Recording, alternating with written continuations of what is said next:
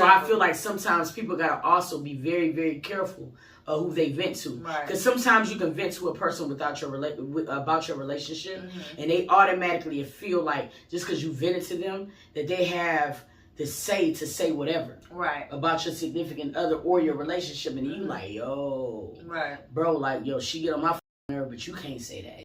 Simone, don't get it twisted. In fact, yo, what players would I be?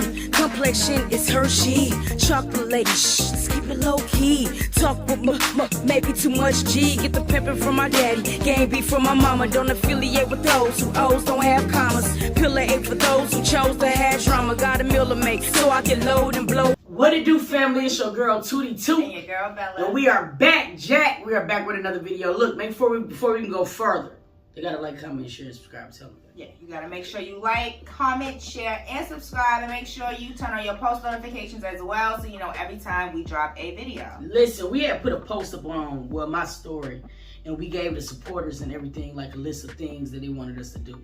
One of them was they like sit down videos, and I can't remember like when we really just sat down and just really talked candidly in a while.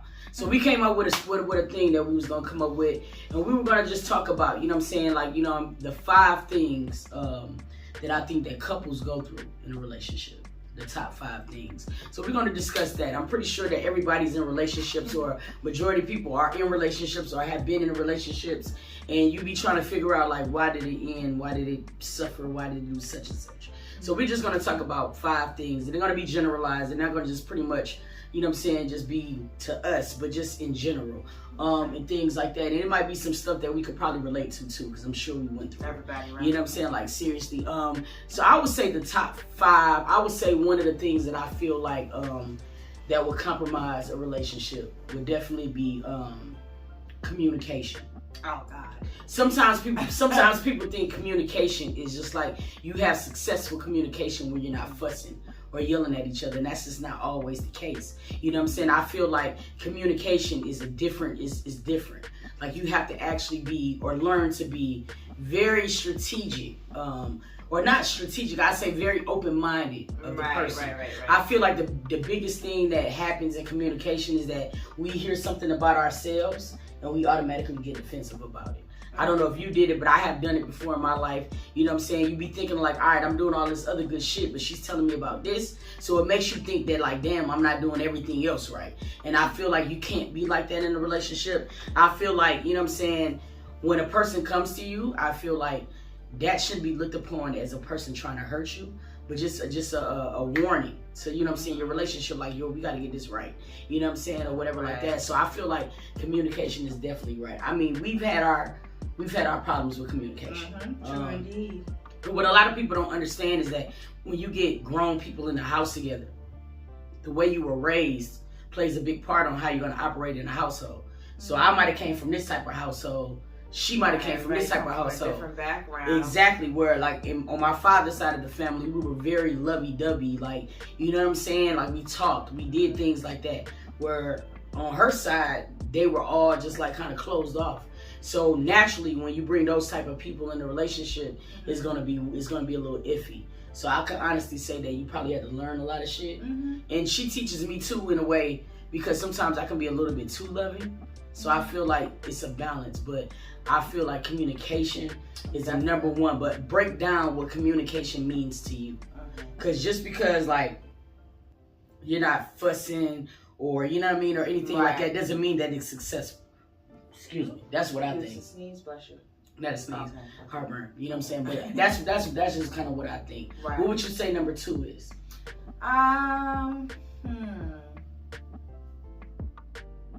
I would definitely say like intimacy is definitely like another important part, like, definitely, of a relationship, especially marriage. That's relationships in general, right? That's what keeps it going. That keeps the spice. And a lot of people think that intimacy is always physical, and it's not. Intimacy can be the smallest things. Like sometimes it could just be like you laying on your shorty's lap and she rubbing your head. Intimacy could just be like a moment. You know what I'm saying? Intimacy can also just be, I'm about to leave the house. She know I'm about to leave. I'm thinking she's sleeping. It's a note. Like, you know what I'm saying, be safe going out. You know, that's intimacy could be in so many different ways. In a lot of different realms. Yeah, and I think a lot of people sometimes confuse it with like it always having to be in a physical form. Right. I personally love notes. I love notes for no reason. I like small shit. I like think outside the box type things. You know what I'm saying? Like that's what intimacy means to me. I feel like I'm very good on the physical part, so I be wanting to like indulge in other things other than just like physicality. Right. You know what I'm saying, or whatever. For real, but I think that intimacy is a very important part. I seen some shit on TikTok they got going on. It's called alphabet dating. Oh yeah. I would like to try that. Like if you go somewhere with that letter and try to get the Z. I think that shit is kind of lit. But I think things like that is what keeps the relationship spicy, new. You know what I'm saying? You know, spontaneous type things. Like you got to keep that. So I think the third thing would be in a relationship that sometimes we fuck up in is not understanding that we're still individuals. And growing with each other can sometimes be difficult. Like say for instance, I can remember like when we first got together 10 years ago, we both had different goals. Right. You know what I'm saying? Like certain things that we wanted to do. But then 10 years later, we don't want to do that shit no more. So I think it's very important to make sure that, you know what I'm saying, you're always having those conversations. Right. Like where you want to go in life, because I feel like if you're not growing together, then you're going to end up growing apart. So it's like I feel like you can't lose yourself in a relationship. I feel like you got to have a source of individuality. Right. I think you need certain things just for yourself. Sure. And that's not you being selfish, just that you need them. You know what I'm saying? You're a person. So I think being open-minded enough to recognize that, like, I think that, you know what I'm saying, like, we don't really have those conversations like we should. I mean, especially we like 10, 12 years in. I mean, we probably should have a conversation like where we want to go now. You know what I'm saying? Because I'm pretty sure it's changing. Right? Exactly. Because when we first met. And you want to have those individualized goals. Seriously, and you want to have those goals for not only yourself, but I feel like you should have those goals for a relationship too. Like it's gonna be certain goals you want to reach individually, but then I also feel like you should also have a vision board of goals. Like at the beginning of the year, we did vision boards, but there were individual vision boards. Right. And I never thought about it like, damn, we probably should have did a couple vision boards to be able to, like, you know what I'm saying, reach certain goals that we would want as a couple as well. So I think we're gonna do that. I think that would be lit. I think everybody did vision boards like going into the new year, but I feel like we should do two. We should do one for individual and one for a relationship, because I feel like it matters. It do. You know what I'm saying? Definitely do. What do you think of the fourth thing is? So we got communication. Right, we got communication. We got intimacy. We got being able to grow together. Yep, individuality. Yeah, individuality. And then what would be the fourth thing? Honesty. I don't know. I think honesty is always the best policy. I don't even know if that really counts in that one, you guys. Because if you're a genuine person, you're just gonna be honest, like true, and to a certain extent. Like, true, to a certain extent. I don't know, loyalty. Like I don't know. Do you feel like there's a difference between like a big lie and a white lie? Like say for instance this, like sometimes, you know what I'm saying, people say honesty, but like say for instance if you're picking a battle. Like you see that I'm pissed off in a day, you know what I mean, or whatever, and you see that I'm aggravated, and I might ask you like, what's wrong with you? And you might just be coming off my energy, but you might be like, nothing. Even though you might be a little bit aggravated to me, do you feel like that should be said right there, or do you feel like sometimes that's a great idea to being able to pick and choose? When right. I think pick and choose definitely for sure. Like if you know your mate, like, and if it's something as small as that, like a little white lie, like because you know you don't want to aggravate your mate, even though that they're already, you know what I mean, like escalate in the situation that they're already in. Like I wouldn't be like trying to project like, hey, well look, like, well this is also what I got going on too. Like no, at that moment I think like your feelings are priority because you're the one that, you know what I mean? Yeah, I do. I agree with it. I feel like I don't think that. I think another thing too is the protection of the relationship. And I know a lot of people gonna say, what the fuck you mean by that? But what I mean by that is that sometimes I feel like we have a tendency, like when we get into it with our significant other, we go to vent. You know what I'm saying? A lot of people do it on YouTube. A lot of people always be like, yo, won't y'all put more out there? We're very delicate with what we put out there because I feel like some of the things that you could put out there can come back and haunt you. You know what I'm saying? Like, I feel like you gotta kind of have a balance with what you put out on YouTube versus what you don't. Because like I look at other YouTube couples and I understand that sometimes vulnerability is the best, and you really be wanting to share with your supporters, but it's not the supporters. It be the haters. You know what I'm saying? They don't recognize that you're still human, even though you're putting shit on camera. Exactly. So I feel like sometimes like you have to protect your relationship. And another way I feel like you gotta protect too is like you gotta be careful of who you vent to. Like, say for instance, if I'm going through some things with you, the last person I probably would vent to is my sister. Right. Because I want to protect the covenant of our relationship, and I don't want her to have a biasness towards you. Exactly. So I feel like sometimes people got to also be very, very careful of who they vent to. Because sometimes you can vent to a person without your about your relationship, and they automatically feel like just because you vented to them, that they have the say to say whatever about your significant other or your relationship, and you like, yo, bro, like, yo, she get on my fucking nerve, but you can't say that. You know what I'm saying? Like, and it becomes crazy like that. So I feel like sometimes you have to kind of like protect your relationship. It's a lot.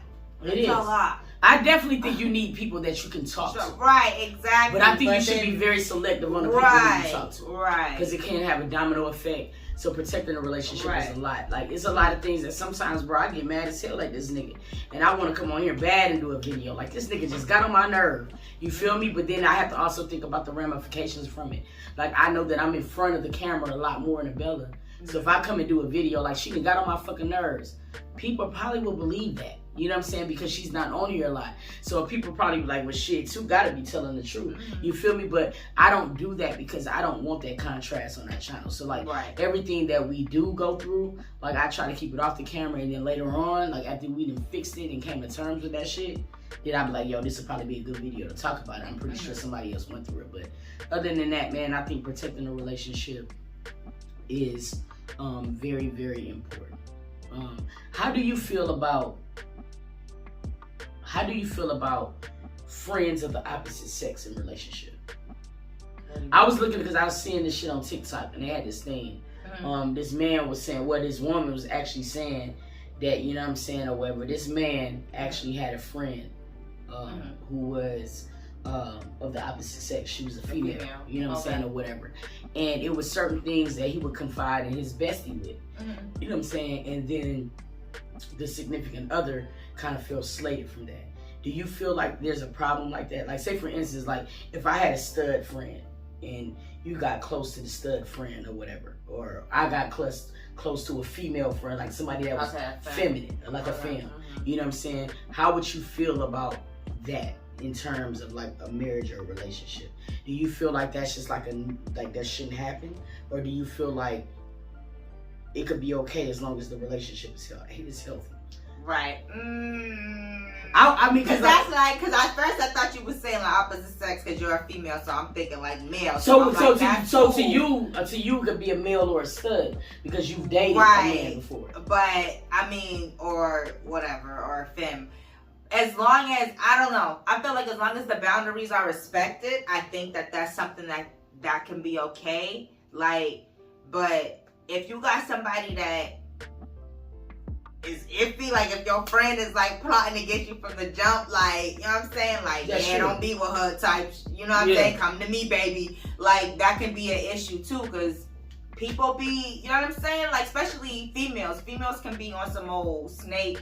They the best at it, like sometimes, like the females are the best at it to be snaky. Because you know what's so weird, because like when we was in Boston, we was kind of closed off. You know what I'm saying? We neither one of us had like big friends like that. You know, I had my homies or whatever, but not to where like it's intimate settings like down here. Like we chill with people down here, and it's like, and it's weird because like I always like wanted to know like, is that like because we never been in this element, so like situation, like I don't care, like it don't bother me none, just as long as, you know what I'm saying, shorty is on her, you know what I'm saying, like on her actual friend itinerary and not trying to creep up on my, you know what I'm saying, significant other type of itinerary. I don't give a Who you be? Because this is the first time I can honestly say that I have female friends. You know what I'm saying? Shout out to all of the people in the chat: Lola, Ari, Sally, Cheryl, Katrina.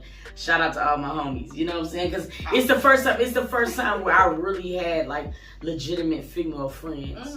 You know what I'm saying? And sometimes like I know that I can be a nigga in a certain realm to where like I can miss certain shit. You know what I'm saying? Because I mean, even though that I'm a female, I'm an aggressive female, so it might be certain shit that I might miss. So I kind of like the luxury of being able to go to my female friends and be like, yo, was I out of pocket? You feel what I'm saying? Or some shit like that. Or, you know what I'm saying, what can I do romantic? You know, I feel like in that sense, it's always great to have an opinion, but I also feel you. Because at first, when we first dated, you know, I was like real iffy, like on you having like stud friends. I'm about to say, how do you feel? Like, you know, it's weird because, like, at first, like, I used to have a real problem with it. But see, like, even though now, like, you know what I'm saying, like, Red is not labeled a stud. Like, you know what I'm saying? Like, DJ is not labeled a stud. But then at the same time, I mean, they kind of can come across like that as well, too.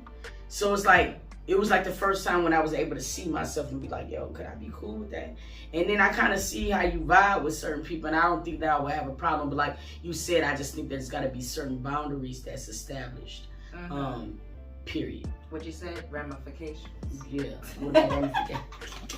Baby, try to use them dictionary words. Yeah, so I mean, I think those type of things. I mean, like, I feel like when it comes down to our marriage, I don't mind if it's male, female, trans, whatever you are, just as long as you know your part as a friend. It doesn't bother me.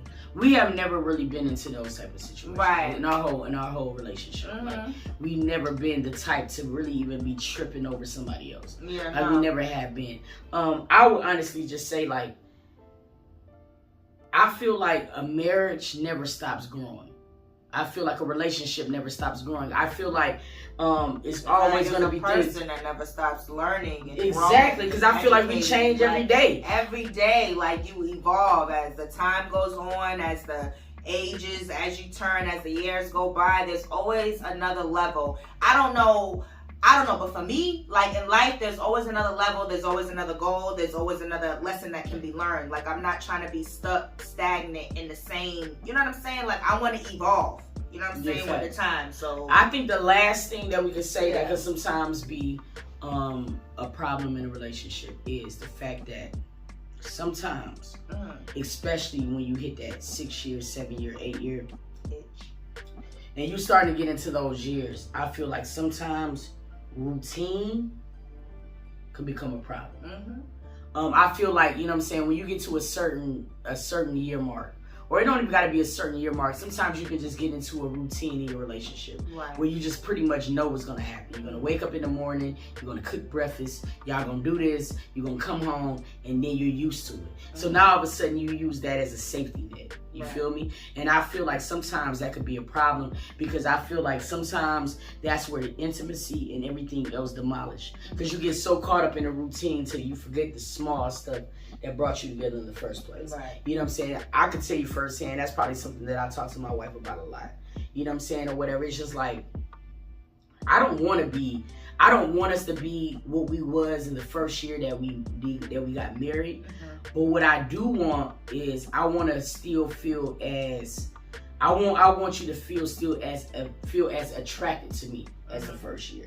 So it's certain things that, even though, you know what I mean, we got to pay bills, we got to do this, we got to do that, it's still certain things that I feel like that you got to keep spicy a little bit, you know what I'm saying, as a reminder on why you're there. And I feel like all of us go through this, because I mean, at the end of the day, bro, shit, you don't be thinking about no romance when you got to pay the Georgia Power, you got to pay the motherfucker, you like, shit, we just trying to get through the day. So I get it. So sometimes I feel like they can be very complicated. Like, you get so transfixed on what needs to be done to where you start losing out on us. You know what I'm saying? And I feel like that is something, not even only in this relationship, I feel like I have been through that in numerous relationships, like over a certain amount of years. So when you just get into a rut, and it's like, nah, it can't be like that. I seen something on TikTok.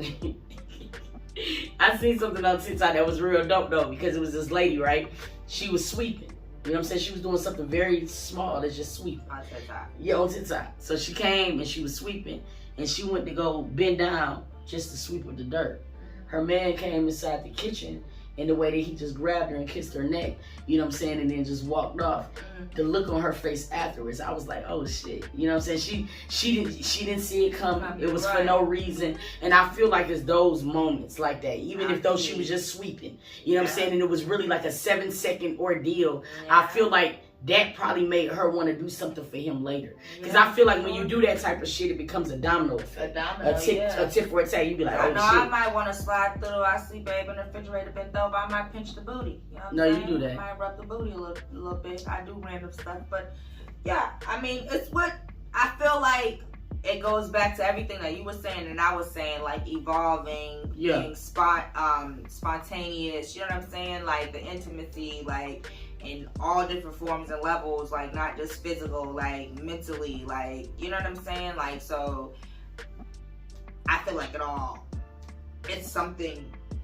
It's a well-oiled machine, baby. You gotta keep the parts, you know, equipped, oils and everything, and y'all gotta be into it together. And see, that's the problem, because that's what I want people to understand is like, it's gonna be times where the machine is gonna fail. The machine is gonna conk out.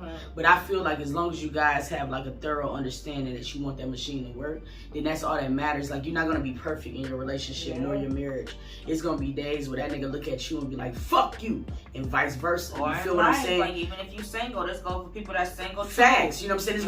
It's gonna be those moments, but I just feel like as long as you guys have like a profound understanding on what you want, you know what I'm saying, out of the relationship, and you guys keep working hard towards that goal, then you should be good. You know what I'm saying, or whatever like that. You got anything else? No, I don't have anything else. I feel like you freaking, come on now, Sally. No, you did Sally. Good too, though. You was Oprah. Give me some. Well, then who was her name? What's her friend name? If I'm Oprah, then what's her friend? Oh, Gail? Yeah, then you Gail. I interviewed R. Kelly. All right, so and we are. Thank you guys for coming. Because I can't be Oprah. Because I ain't got no Stedman. Fuck you mean? Oprah ain't even got no Stedman. Look, that's why it's perfect. All right, because we know Stedman ain't paying an Oprah. All right, now until the next show, we thank you guys for. Who paying the Oprah? Gail? Gail!